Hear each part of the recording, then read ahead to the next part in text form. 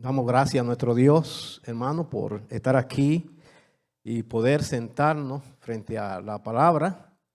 Vamos a estar en este momento meditando sobre el carácter transitorio de la vida. En otra palabra, estamos de tránsito.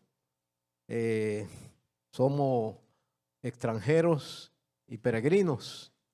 Estamos por un tiempo aquí en la tierra y esto debe llevarnos a reflexionar. Dice las Escrituras en el Salmo 39, si me acompañan, los primeros 7 versículos. Dice, yo dije, atenderé a mis caminos para no pecar con mi lengua. Guardaré mi boca con freno en tanto que el impío esté delante de mí. Enmudecí, con silencio me callé a un respecto de lo bueno y se agravó mi dolor. Se enardeció mi corazón dentro de mí y en mi meditación se encendió fuego. Y así proferí con mi lengua, hazme saber, Jehová, mi fin y cuánto sea la medida de mis días. Sepa yo cuán frágil soy. He aquí diste a mis días término corto y mi edad es como nada delante de ti. Ciertamente es completa vanidad todo hombre que vive. Ciertamente como una sombra es el hombre. Ciertamente en vano se afana, amontona riquezas y no sabe quién las recogerá. Y ahora, Señor, ¿qué esperaré frente a toda esa realidad de la vida? Dice aquí, mi esperanza está en ti. Mi esperanza está en ti. Vamos a orar. Vamos a pedirle al Señor que nos guíe en esta meditación para hablar sobre este tema. Amante Padre, Señor, te damos las gracias por tu palabra y como tanto los salmos como otros libros nos hablan de la fragilidad y la brevedad de la vida, Señor, y a veces del poco tiempo que estamos aquí, algunos más tiempo, otros menos, Señor, pero nuestra vida de todas maneras está en tus manos. Gracias por tu fidelidad en nosotros, en guardarnos, en protegernos y ayudarnos. Gracias te damos, Señor. Guíanos en este momento al buen entendimiento de tu palabra. En el nombre de Jesús oramos. Amén y amén. El Salmo 39, hermano, nos recuerda que la naturaleza de la existencia humana es transitoria y muchas veces de corta duración. Y la Biblia así lo describe en estas palabras. El hombre nacido de mujer, corto de días, dice, y hastiado de sinsabores. Sale como una flor y es cortado y huye como la sombra y no permanece. Eso es una realidad que todos nosotros la podemos ver en el desarrollo de nuestra vida, en el desarrollo de la historia. Y la Nueva Traducción Viviente lo dice en estos términos: qué frágil es el ser humano, qué breve es su vida, tan llena de dificultades. Brotamos como una flor y después nos marchitamos. Desaparecemos como una sombra pasajera. Ese es el cuadro que la Biblia nos presenta del hombre. H. Edward dijo lo siguiente. Él considera que este salmo, el Salmo 39, es la más hermosa de todas las composiciones líricas del Salterio, como algunos también le llaman a los salmos. El Salmo 39 fue escrito por David, donde todo parece indicar que estaba pasando por un fuerte sufrimiento y mantiene silencio y reflexiona sobre lo frágil y lo transitorio que es la vida. Él sabía que en cualquier momento podía morir. Y esto, hermano, debe llevarnos una reflexión de búsqueda de Dios, saber que somos frágiles, saber que estamos de tránsito por un poco de tiempo aquí en la tierra. Por eso dice el versículo en el 39, 9 y 10, dice, enmudecí, no abrí mi boca, porque tú lo hiciste. Quita de sobre mí tu plaga. Parece que era un tremendo quebranto, muy difícil. Estoy consumido bajo los golpes de tu mano. Él entendía que Dios tenía un control en todo lo que estaba pasando y sucediendo. El Salmo 39 se dirige a un adorador, a Jedutún, un músico principal designado por David para dirigir el culto público en el pueblo de Israel. Estaremos, hermano, en esta exposición contestando 3 preguntas, como son los 3 puntos bautistas, ¿verdad? En primer lugar, ¿cuál era el estado de ánimo del salmista en el Salmo 39? En segundo lugar, ¿por qué debemos reflexionar sobre la brevedad de la vida? Y en tercer lugar, ¿por qué debemos poner nuestra confianza en Dios? Entonces consideremos el primer punto, ¿cuál era el estado de ánimo del salmista? Como lo menciona en los primeros 3 versículos, escuche. Yo dije, atenderé a mis caminos para no pecar con mi lengua. Guardaré mi boca con freno en cuanto el impío esté delante de mí. Enmudecí con silencio, me callé a un respecto de lo bueno y se agravó mi dolor. Se enardeció mi corazón dentro de mí, en mi meditación se encendió fuego y así proferí con mi lengua. Entonces, en muchas ocasiones, hermano, en muchas situaciones, muchas veces es mejor callar. Y aquí dice la razón por la cual él calló. La resolución del salmista fue cuidar su lengua para mantenerse puro, para no pecar.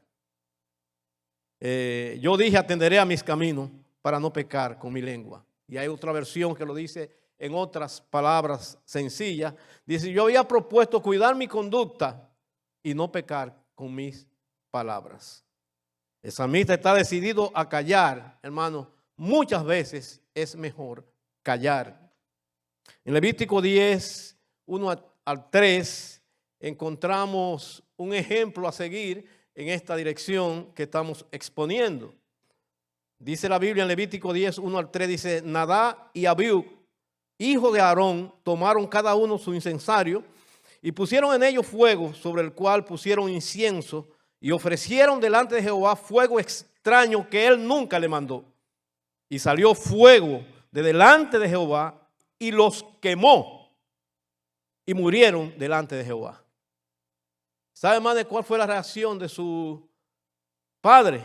Dice, y Aarón cayó. Boca cerrada. Dios lo consumió. Boca cerrada. Y hay otra versión que dice, y Aarón guardó silencio. Es una buena resolución en muchas situaciones de la vida. A nuestro Señor Jesucristo le tocó tomar esa resolución de callar frente a sus enemigos cuando le injuriaban. Dice, angustiado él y afligido no abrió su boca. Hermanos, estaba llevando a cabo un propósito eterno de salvación para el hombre. Y habían tantas cosas que le decían a Jesús y él soportó. Derrotó al enemigo con boca cerrada. No abrió su boca, dice, como cordero fue llevado al matadero y como oveja delante de sus trasquiladores, enmudeció y no abrió su boca. Se quedó callado. Se quedó callado. ¿Cuántas cosas, hermanos, pudieran orientarse de manera diferente muchas veces cuando callamos? El salmista David dijo en el Salmo 141:3, pon guarda mi boca, oh Jehová, guarda la puerta de mis labios. Y otra versión dice, Dios mío, no me dejes decir ni una sola tontería, ni una sola tontería. Efesios 4:29 también nos dice, ninguna palabra corrompida salga de vuestra boca, sino la que sea buena para la necesaria edificación, a fin de dar gracias a los oyentes. ¿Sabe, hermano, que a veces cuando la persona está muy enojado, pero muy enojado, le puede salir un San Antonio, si es dominicano? Le puede salir un San Antonio. Eso es lo que dice la gente, ese es el nombre que le ponen porque cuando la persona está enojada, está pasando por un momento difícil, lo que más tiene que tener cuidado es ¿qué? Con la boca. ¿Cuáles son los pecados de la boca? Los pecados de la boca son graves y peor cuando se cometen delante de una persona incrédula, si la persona es creyente, por supuesto. Por ejemplo, el chisme, las mentiras, las calumnias, eso es terrible. La exageración, yo te lo dije, pero tú le pusiste de más. Los ataques crueles e hirientes, agredir, ofender, acusar, el testigo falso. Y la Biblia también añade en Proverbios el que siembra discordia entre hermanos. Entonces los pecados de la boca son terribles. Hay palabras feas, mucho más feas que San Antonio. La boca, hermano, es un eco del corazón. ¿Ustedes lo creen? Porque eso es lo que dice la Biblia. Porque de la abundancia de la boca, del corazón, ¿qué? Habla la boca. En razón del estado de ánimo del salmista, estaba bien fuerte la situación, se estaba quemando por dentro. Tomó la siguiente resolución: callar, aunque eso no mejoró su situación, pero le evitó pecar. El callar no mejoró su situación. Y a veces, hermano, cuando usted calla, no quiere decir que ha mejorado el panorama, pero por lo menos le evita pecar. El proceso que pasó sufrió. Es un proceso, hermano, que se da en todos los seres humanos. Soportó, no es fácil. Cerró la boca, venció. Dijo Spurgeon, hermano, una expresión que la comparto con ustedes. Dice: es excelente que un hombre se confirme en un buen curso o trayectoria por el recordatorio de una resolución bien hecha y buena. Y uno, no sé si ustedes han comentado, gracias que callé. Ustedes no han dicho así muchas veces. Gracias que no abrí mi boca. Una resolución bien tomada, hermano, trae tranquilidad y satisfacción al ser humano. Gracias que no le ofendí, porque hubiera tenido que andar detrás pidiéndole perdón. Entonces, observe cómo actuaron los amigos de Job al principio. Fue un éxito. Dice en Job 2:13, así se sentaron con él en tierra, dice la Biblia, por 7 días y 7 noches. Y ninguno le hablaba palabra porque veían que su dolor era muy grande. Boca cerrada. Se sentaron allí. De hecho, hermano, permítame decirle, porque dice aquí que su dolor era muy grande. 10 hijos muertos, además de todo lo que perdió. Su dolor era muy grande. Y ellos dijeron, bueno, aquí tenemos que, boca cerrada. 7 días. Porque después que abrieron la boca, dañaron el asunto. Debían haberse quedado 30 días con la boca cerrada. No 10, sino 30 días. Porque cuando abrieron la boca, comenzaron a acusar a Job de su tragedia. Y eran cosas que estaban en la mano de un Dios soberano, dirigiendo cada detalle en la vida de Job. Hay varios tipos de silencio. El silencio forzado. A veces tenemos que... La policía le dijo, cállese. El silencio forzado, el silencio del desánimo. Uno puede notar que esa persona está callada porque está desanimada. El silencio prudente. A veces uno puede considerar que es más prudente, más sabio, hermano, callar. El silencio santo. No lo voy a explicar todos los silencios, ¿verdad? El silencio sabio. Alabado sea el nombre del Señor. El silencio dañino. Hay varios tipos de silencio. El silencio de Cristo fue para glorificar al Padre. Y damos gracias al Señor, enmudeció y no abrió su boca, porque de esa manera Cristo glorificaba al Padre. Dice las Escrituras, nos recomienda en Proverbios 16:32, dice, mejor es el que tarda en airarse que el fuerte, y el que se enseñorea de su espíritu que el que toma una ciudad. Y la Nueva Traducción Viviente lo dice en otra forma, dice, mejor es ser paciente que poderoso. Más vale tener control propio que conquistar a una ciudad. En Proverbios 10:19 nos dice una verdad, dicen las muchas palabras que dice, no falta pecado, mas el que refrena sus labios es prudente. Es una persona sabia, entendida, y puede entender, cauteloso, y puede entender que es muchas veces lo mejor. Cuando luego David habló en este salmo, fue para presentar su situación delante de Dios. Cuando abrió su boca, profirió con su boca. En segundo lugar, hermanos, ¿por qué debemos reflexionar sobre la brevedad de la vida? Que lo menciona el salmista aquí, los versículos 4 al 6. Hazme saber, Jehová, mi fin, y cuánto sea la medida de mis días. Sepa yo cuán frágil soy. He aquí diste a mis días término corto, y mi edad es como nada delante de ti. Ciertamente es completa vanidad todo hombre que vive. Ciertamente como una sombra es el hombre.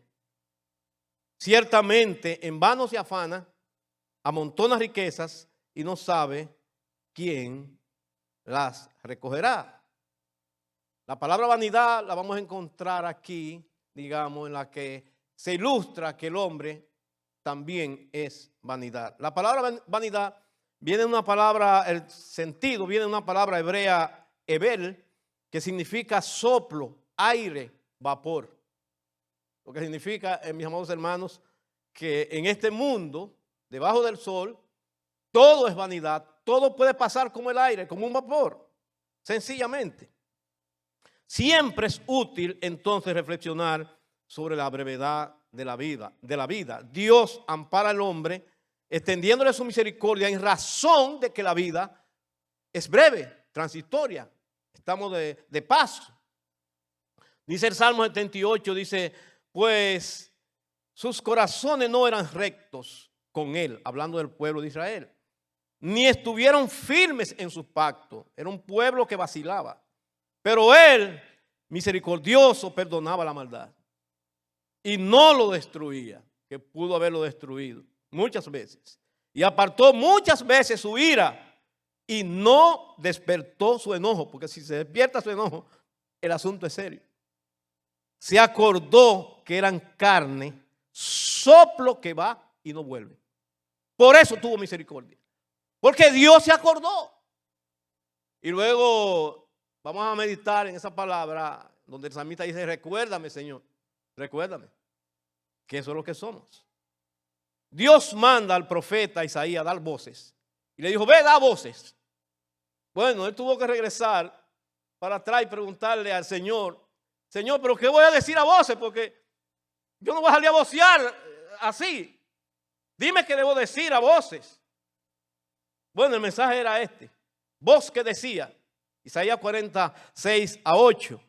Dice, y yo respondí, ¿qué tengo que decir a voces, Señor?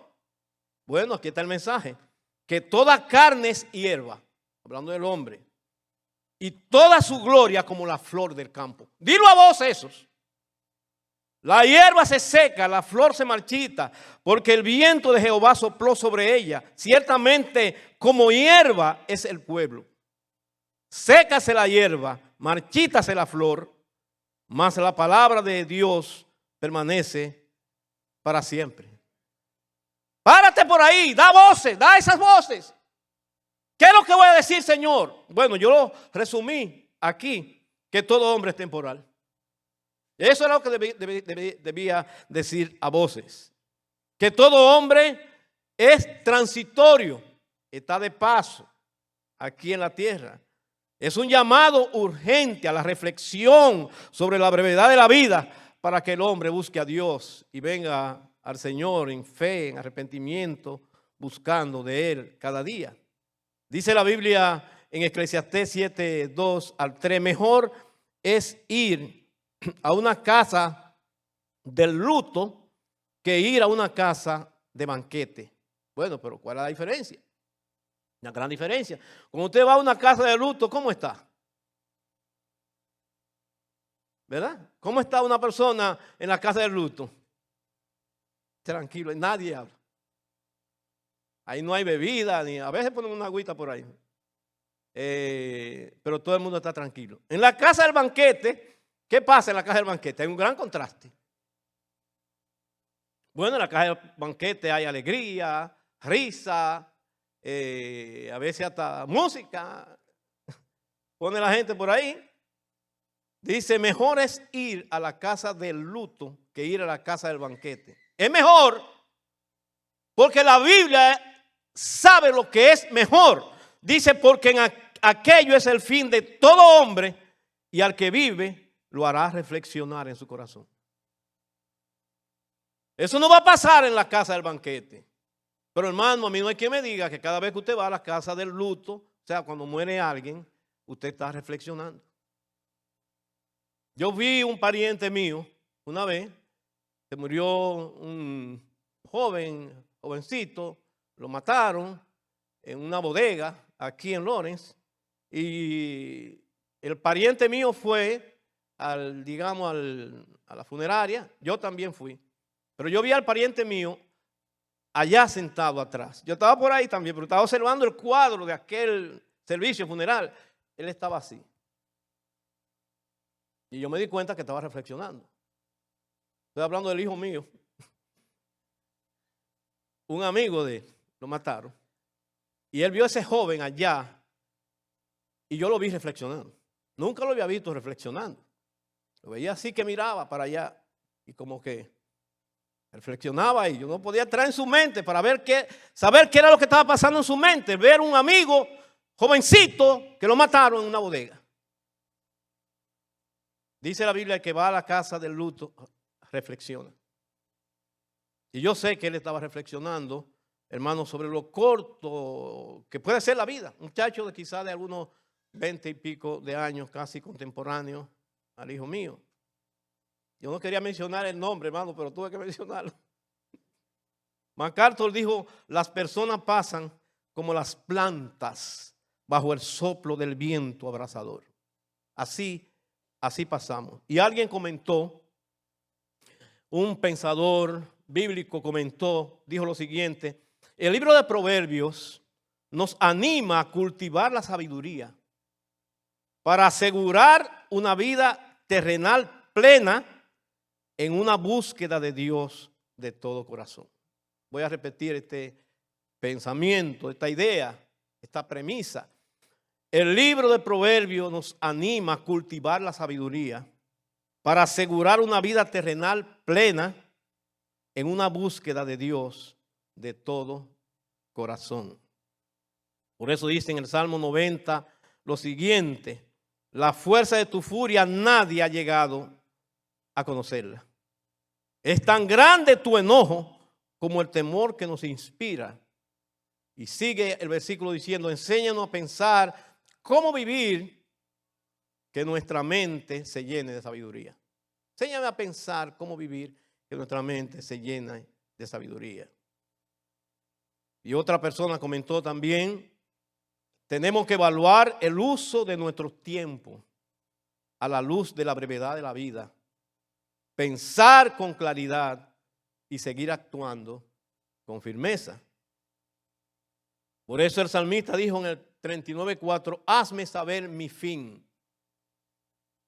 Muy pocas personas hacen este tipo de oración. ¿No les parece a ustedes? Señor, yo quiero saber los días que me quedan y cuánto sea la medida de mis días. Sepa yo cuán frágil soy. Y la Nueva Traducción Viviente lo dice así, el Salmo 39:4. Señor, recuérdame lo breve que será mi tiempo sobre la tierra. Recuérdame, esta palabra aparece varias veces.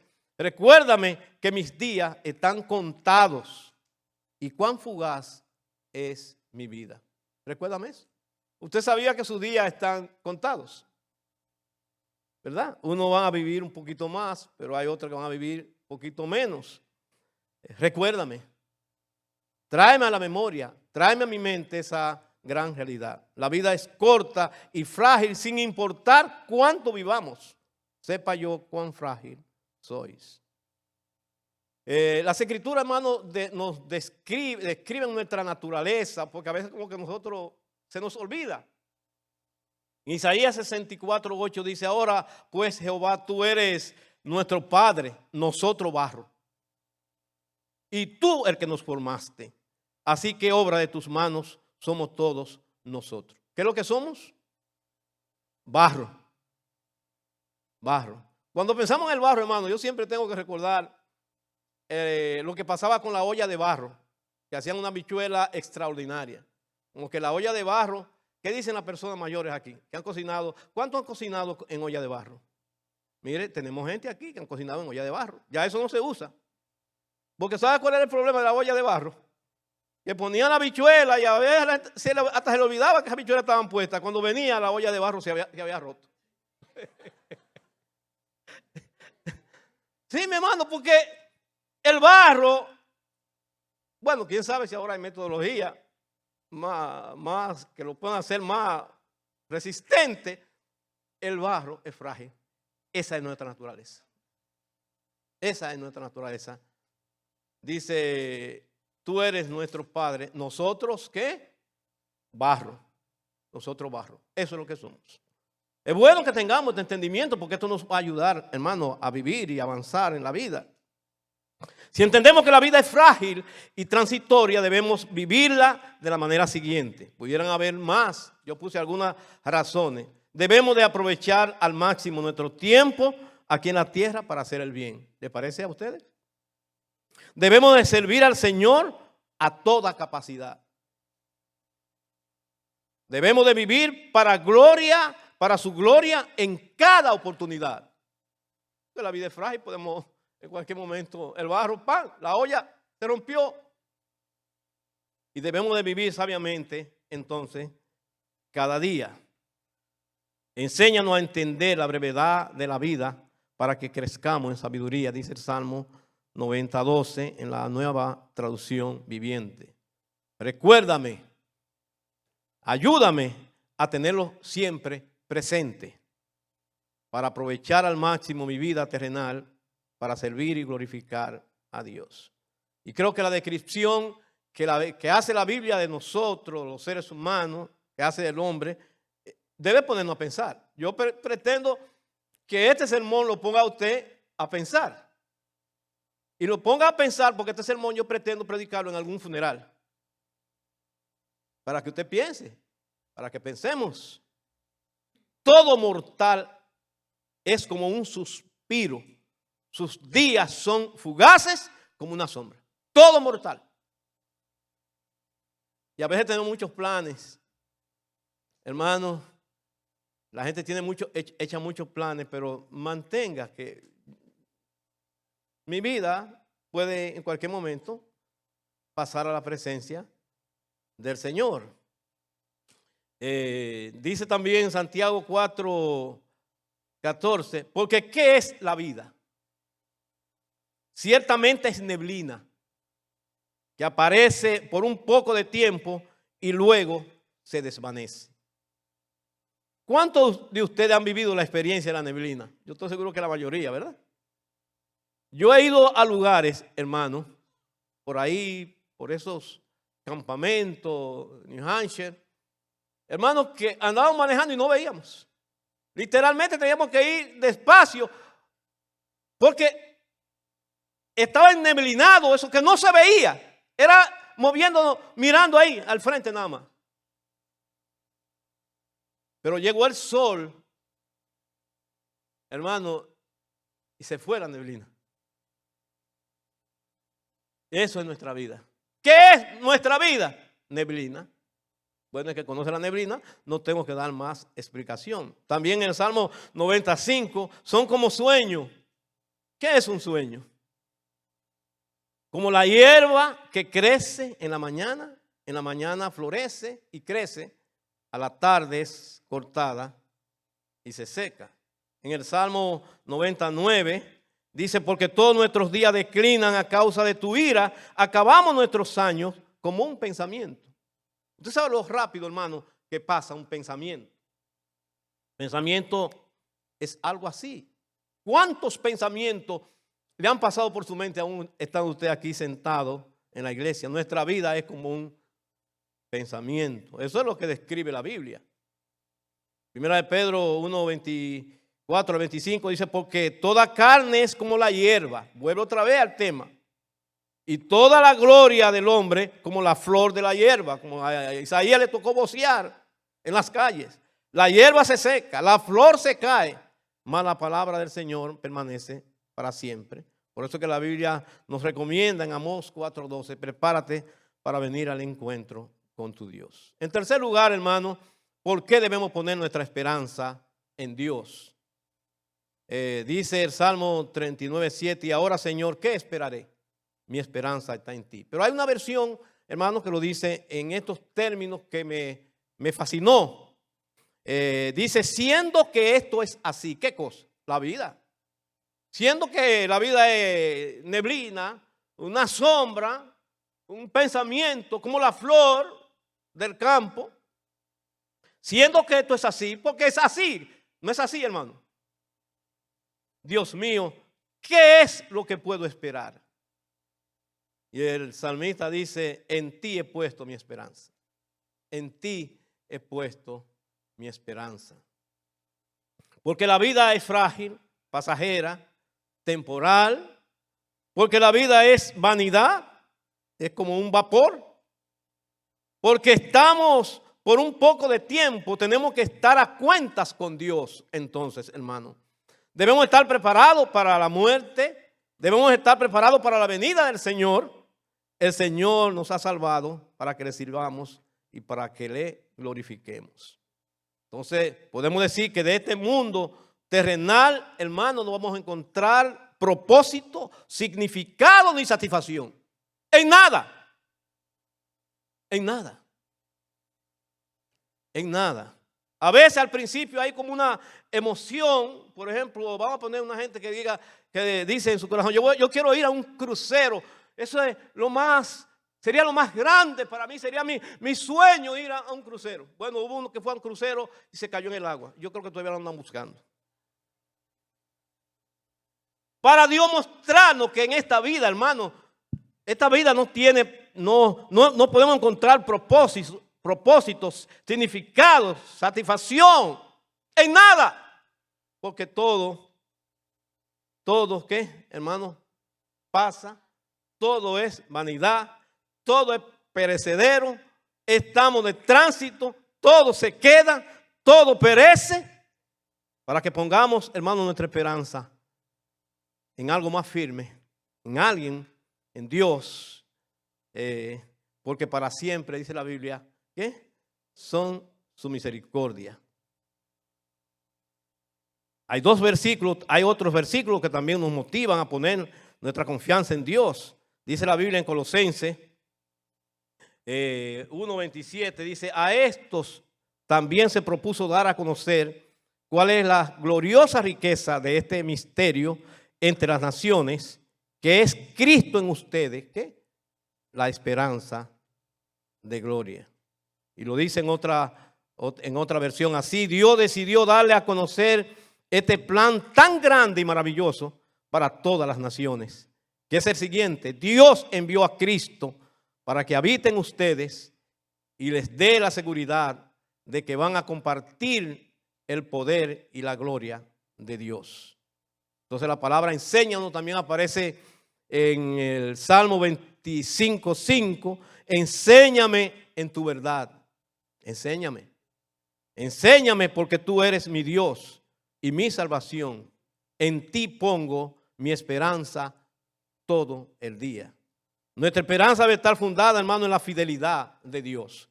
¿Cuántos lo creen? Mantengamos firme sin fluctuar la profesión de nuestra esperanza, porque fiel es el que prometió. Y hay otra versión que dice, porque fiel es el que hizo la promesa. ¿Qué significa poner la esperanza en Dios? Creer en su persona, en su fidelidad, en Dios, en la persona de Dios, en su fidelidad, en sus promesas, aun cuando las cosas parezcan estar en contra. Avanzar aún cuando no veamos todo el camino. Esperar en Él, enfrentar con valentía los momentos inciertos o difíciles de la vida. Alguien comentó, como dijo Job, he aquí que aunque él me matare, ¿qué dice? En él esperaré. Es una declaración llena de fe para que lo imitemos en los momentos difíciles y sombríos de la vida, de dolor y sufrimiento. Job perdió sus 10 hijos. Sus amigos no le ayudaron. Su mujer no le ofreció ningún apoyo y consuelo. A pesar de todo, Job decidió sostener que aunque la vida acabe con la muerte, seguiría confiando en un Dios amoroso, bueno y digno de confianza. Concluimos, hermano, esta parte con algunas aplicaciones prácticas. ¿Qué me llevo? ¿Qué aprendo de toda esta exposición? En primer lugar, hermano, la esperanza del salmista estaba en el Señor, que tenía el poder de librarlo de sus adversarios y de la crisis que estaba viviendo y evitarle ser burla de sus enemigos. Mantuvo un silencio sabio, su angustia, en su angustia frente a sus enemigos. Ahora, como la vida es corta, hermano, un soplo, una sombra transitoria, debemos de dedicar tiempo de calidad para vivir para la gloria de Dios. El apóstol Pablo compartió un testimonio en medio de una situación difícil. Cuando iba hacia Jerusalén le dijeron, te esperan dificultades. Pero él dijo en Hechos 20, 24, pero de ninguna cosa hago caso, ni estimo preciosa mi vida para mí mismo, con tal que acabe mi carrera con gozo y el ministerio que recibí del Señor Jesús para dar testimonio del evangelio de la gracia de Dios. En otras palabras, pase lo que pase, yo tengo que cumplir el ministerio que recibí del Señor. Este salmo nos enseña que la vida es más que trabajo. No sé si ustedes saben de personas que viven trabajando y trabajando toda su vida. ¿Ustedes conocen algún amigo así? ¿O alguna amiga? Que su vida solo es trabajo. Trabajan de día, trabajan de noche. Y la pregunta es, ¿a qué hora duermen? ¿A qué hora descansan? Eso no va a durar mucho tiempo. Este salmo nos enseña que la vida es más que trabajo, más que acumular dinero, deleites, fama, prestigio, prosperidad.